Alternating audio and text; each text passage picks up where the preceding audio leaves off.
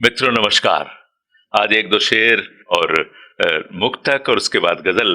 से मैं मुखातिब होना चाहता हूं। पहले उस परमपिता परमेश्वर की बात करें जो हमारी नस नाड़ियों को स्पंदन देता है और जिसकी सत्ता से ये प्रकृति सृष्टि कार्य कर रही है। आप उसे कुछ भी कहें, मैं उसे कान्हा कहता हूं, आप राम कहें, कृष्ण कहें, कि मेरे कान्हा से सुंदर और कोई लग नहीं सकता,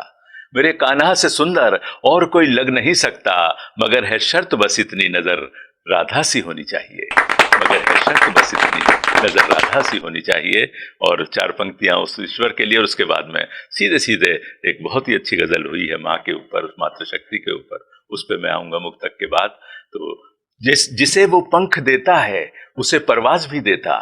जिसे वो पंख देता है उसे परवाज भी देता, सभी को कुछ ना कुछ सबसे जुदा अंदाज भी देता, और जरा सा गलत करते ही वो फौरन रोक देता है, जरा सा गलत करते ही वो फौरन रोक देता है, सुनेगर ध्यान से तो वो हमें आवाज भी देता, सुनेगर ध्यान से तो वो हमें आवाज भी देता। एक शेर मुझे याद आ रहा है, मातृशक्ति पे तो बहुत से शेर हो जाते हैं, मुक्तक हो जाते हैं, पिता पे मैंने एक शेर कहा है कि वरख जैसी चमक किरदार में यूं ही नहीं आई, वरख जैसी चमक किरदार में यूं ही नहीं आई, हमें इंसान बनाने को पिता ने खूब कूटा है, हमें इंसान बनाने को पिता ने खूब कूटा है। तो मित्रों, चार लाइनें मैं और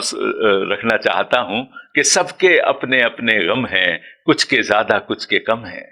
सबके अपने अपने गम हैं, कुछ के ज्यादा कुछ के कम हैं, और वक्त पड़ा तो काम ना आए, वक्त पड़ा तो काम ना आए, जो कहते थे पीछे हम हैं, जो कहते थे पीछे हम हैं, जो कहते थे पीछे हम हैं। और मित्रों, अब मैं उस गजल की तरफ बढ़ रहा हूं। बहुत ही प्यारी गजल उस ईश्वर ने, उस परमात्मा ने लिखाई है। हम लिखने वाले कौन होते हैं? हम तो सरस्वती पुत्र हैं, जैसा वो लिखवाए वैसा लिख सकते हैं। कि इस गजल का मतलब है कि फसल फसल वो कैसे उगेगी जो कभी बोई नहीं, फसल वो कैसे उगेगी जो कभी बोई नहीं, और ढूंढता है तू वहां सुई जहां खोई नहीं, ढूंढता है तू वहां सुई जहां खोई नहीं। और गजल का शेर देखें, गजल का शेर देखें कि किसकी बारी आज बेटा कौन सा ले जाएगा, किसकी बारी आज बेटा कौन सा ले जाएगा, माँ इसी उलझन में पूरी रात भर सोई नहीं, माँ इसी उलझन में पूरी रात भर सोई नहीं, माँ इसी उलझन में पूरी रात भर सोई नहीं। और घर की बातें घर तलक सीमित रहें ये सोचकर, घर की बातें घर तलक सीमित रहें ये सोचकर, गम का पत्थर रख जिगर पे माँ कभी रोई नहीं, गम का पत्थर रख जिगर पे माँ कभी रोई नहीं, गम का पत्थर रख जिगर पे माँ कभी रोई नहीं। और एक शेर देखें दोस्तों कि जब गई परदेश तो न जाने कैसे रह गई, जब गई परदेश तो न जाने कैसे रह गई, माँ ने वो बिटिया की चुन्नी मुद्दतों धोई नहीं, माँ ने वो बिटिया की चुन्नी मुद्दतों धोई नहीं। और देखिए, जग की हर शय में वो दर्शन ईश का करती रही, जग की हर शय में वो दर्शन ईश का करती रही, माँ से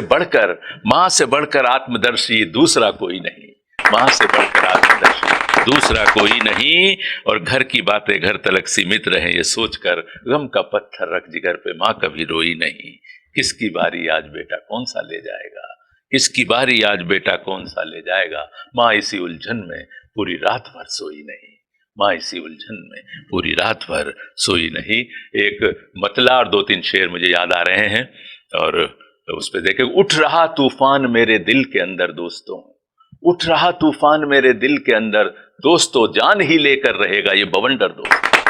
उठ रहा तूफान मेरे दिल के अंदर दोस्तों, जान ही लेकर रहेगा ये बवंडर दोस्तों। और हाथ खाली जाएंगे दुनिया से सब ये सोचकर, हाथ खाली जाएंगे दुनिया से सब ये सोचकर, मार डाला मैंने अंदर का सिकंदर दोस्तों, मार डाला मैंने अंदर का सिकंदर दोस्तों। एक शेर देखें, एक शेर हुआ है कि तोड़कर रिश्तों का बंधन मुक्त क्यों होते नहीं, तोड़कर रिश्तों का बंधन मुक्त क्यों होते नहीं, कह रहा है बारहा मुझसे कलंदर दोस्तों, कह रहा है बारहा मुझसे कलंदर दोस्तों। और नाच अपना छोड़कर मुझको नचाने लग गया, नाच अपना छोड़कर मुझको नचाने लग गया, बन गया मेरा मदारी मन का बंदर दोस्तों,